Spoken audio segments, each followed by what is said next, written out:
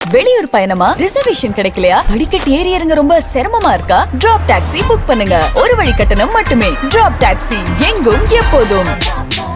Booth ஏஜென்ட்டுகளின் எண்ணிக்கையை வைத்து கூட்டணி கட்சிகளை மடக்க திமுக முடிவு செய்துள்ளதாக தெரிய வந்துள்ளது. தமிழகம் உள்ளிட்ட 12 மாநிலங்கள் மற்றும் யூனியன் பிரதேசங்களில் எஸ்ஐஆர் எனப்படும் வாக்காளர் சிறப்பு தீவிர திருத்தப் பணிகள் நடந்தன. அதில் தமிழகத்தில் மட்டும் 90 லட்சத்திற்கும் மேற்பட்ட இறந்த, இடம்பெயர்ந்த மற்றும் இரட்டை பதிவு கொண்ட வாக்காளர்கள் நீக்கப்பட்டனர். மேலும் எஸ்ஐஆர் பணிகளை மேற்கொள்ள பூத் ஏஜென்ட்டுகளும் பங்காற்றியதால் எந்தெந்த அரசியல் கட்சிகளுக்கு எத்தனை பூத் ஏஜென்ட்டுகள் இருக்கின்றனர் என்ற தரவுகளும் தெரியவந்தது.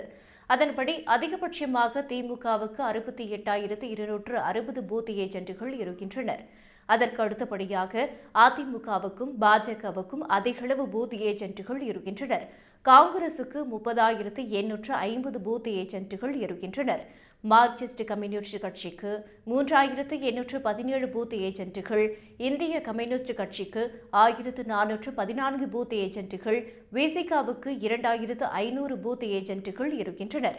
இந்நிலையில் அதிக தொகுதிகளை கேட்கும் கூட்டணி கட்சிகளை பூத் ஏஜென்ட்டுகளின் எண்ணிக்கையை வைத்து மடக்க திமுக திட்டமிட்டுள்ளதாகவும், எந்த கூட்டணி கட்சிக்கும் இரட்டை இலக்கத்தில் தொகுதிகளை அதிகரித்துவிடக் கூடாது என்பதில் உறுதியாக இருப்பதாகவும் தெரியவந்துள்ளது. இதுகுறித்து ஒரு திமுக நிர்வாகி கூறுகையில், 2021 தேர்தலில் காங்கிரசுக்கு 25 இடங்கள் ஒதுக்கப்பட்டன. இப்போது 30 இடங்களையும் ஒரு மாநிலங்களவை தொகுதியையும் ஒதுக்க திட்டமிட்டுள்ளோம். விசிகாவுக்கு கூடுதலாக 2 தொகுதிகளையும் 2 கம்யூனிஸ்ட் கட்சிகளுக்கும் ஏற்கனவே வழங்கிய தலா 6 தொகுதிகளையும் ஒதுக்க முடிவு செய்யப்பட்டுள்ளது. மதிமுக 6 தொகுதிகளிலும் தனிச்சின்னத்தில் போட்டியிட விருப்பம் தெரிவித்துள்ளது. 3 தொகுதிகளில் தனிச்சின்னத்திலும் 3 தொகுதிகளில் உதயசூரியன் சின்னத்திலும் போட்டியிட வேண்டும் என மதிமுகவிடம் கூற இருக்கிறோம். பூத் ஏஜென்ட்டுகளின் எண்ணிக்கை குறித்த தரவுகள் இப்போது வெளியாகியுள்ளன.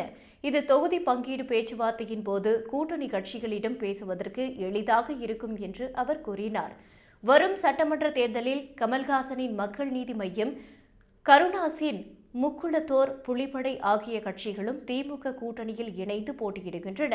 மேலும் திமுக கூட்டணியில் தேமுதிக இணையும் பட்சத்தில் 9 தொகுதிகளும் ஒரு மாநிலங்களவை சீட்டும் ஒதுக்கப்பட இருப்பதாக தகவல் வெளியானது. இதனால் 2021 தேர்தலில் போட்டியிடுவதை விட குறைவான இடங்களையே திமுக போட்டியிடும் என்று எதிர்பார்க்கப்படுகிறது.